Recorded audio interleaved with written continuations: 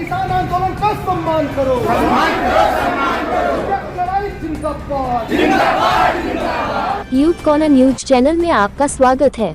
आजमगढ़ में संयुक्त किसान मोर्चा के देशव्यापी आह्वान पर जमीन मकान बचाओ संयुक्त मोर्चा खिरिया के बाग किसान संग्राम समिति, जनमुक्ति मोर्चा, किसान सभा, मजदूर किसान एकता मंच, अखिल भारतीय किसान महासभा, लोक जनवादी मंच, AIPSF, खेत मजदूर व किसान संग्राम समिति, संयुक्त किसान मजदूर संघ, जय किसान आंदोलन आदि किसान संगठनों ने कॉर्पोरेट भारत छोड़ो खेती छोड़ो दिवस मनाया। किसान नेताओं ने सर्वप्रथम एयरपोर्ट विस्तारीकरण के खिलाफ 301वें दिन खिरिया बाग धरना स्थल पर हमारी मिट्टी हमारा देश नाम से देश के शहीदों के नाम शपथ लिया। उसके बाद जुलूस लेकर आजमगढ़ के अग्रसेन चौक से अमर शहीद कुंवर सिंह उद्यान, SP office, Nehru hall, rickshaw stand से होते हुए कलेक्ट्रेट पहुंचे। जुलूस में किसान, मजदूर, महिलाओं ने कॉर्पोरेट लुटेरो भारत छोड़ो खेती छोड़ो, आजमगढ़ एयरपोर्ट का विस्तारीकरण रद्द होने का लिखित आश्वासन दो।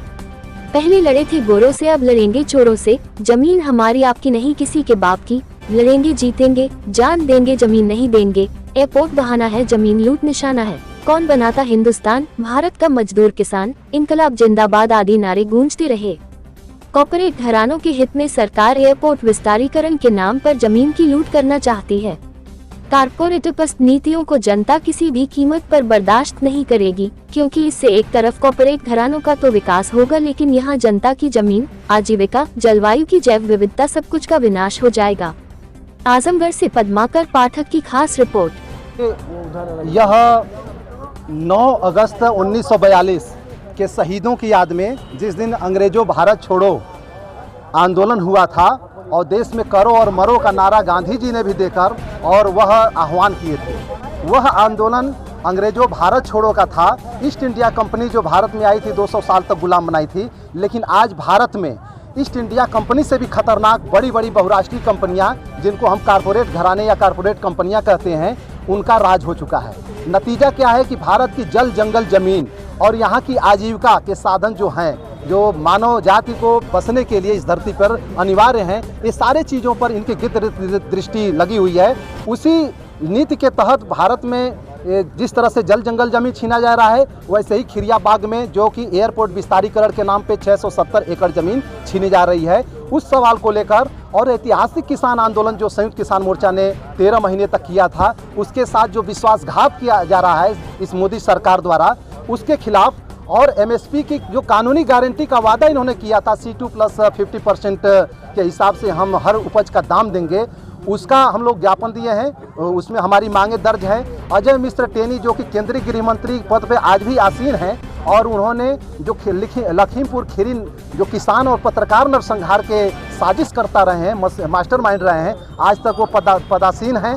उनके भी बर्खास्तगी की हम लोग उसमें मांग रखे हैं। ऐसे ढेर सारे मांगों को जो देशव्यापी पैमाने पे किसान लड़ रहे हैं, उस मांग के साथ साथ खिरिया के मांग को हम लोग जोड़ते हुए 2 तरह के ज्ञापन हम लोग दिए हैं। आज आजमगढ़ की जनता जो के खिलाफ ही आप लोग आए थे, ज्ञापन दिया था, धरना किया था, तो उसमें आपको क्या लगता है कामयाबी मिली? उसमें कामयाबी तो नहीं, नहीं। उसमें तो उसके बाद भी आप लोग लगातार धरना दे रहे हैं, अब एयरपोर्ट को लेकर करें, क्या उसमें कामयाबी मिलेगी? कुछ उम्मीद लग रहा है? देखिए, कामयाबी और नाकामयाबी का जो सवाल है, उस सवाल से हम लोग ऊपर उठ के आंदोलन चला रहे हैं, क्योंकि हम देखें कि ब्रजभूषण शरण सिंह या मणिपुर हिंसा, इन सारे चीज़ों में सरकार खुद लिप्त है और शासन प्रशासन उनके पक्ष में चली जा रही है। उसके बावजूद भी जो भारत छोड़ो आंदोलन की विरासत है, वो लोकतंत्र बचाने की विरासत है और लोकतंत्र निर्माण करने की विरासत है।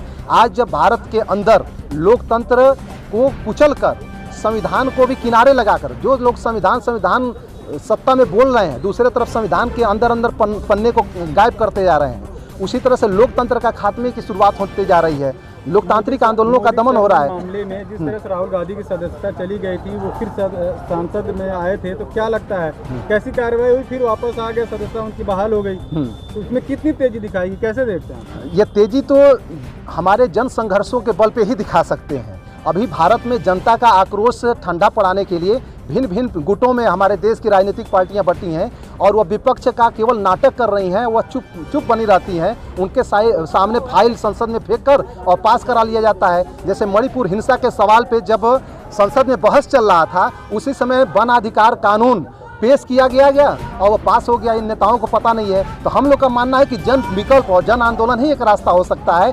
इसको अगर हम कामयाबी अगर इसमें हम ले जाते हैं, जन आंदोलन व्यापक होता है, तब इस सवाल का जनता ही हल कर सकती है। अभी आपको उन्होंने ज्ञापन दिया है, क्या आश्वासन मिला है? आश्वासन उन्होंने कहा कि हम राष्ट्रपति, जो महामहिम राष्ट्रपति महोदय हैं, उन तक हम बात को पहुंचाएंगे।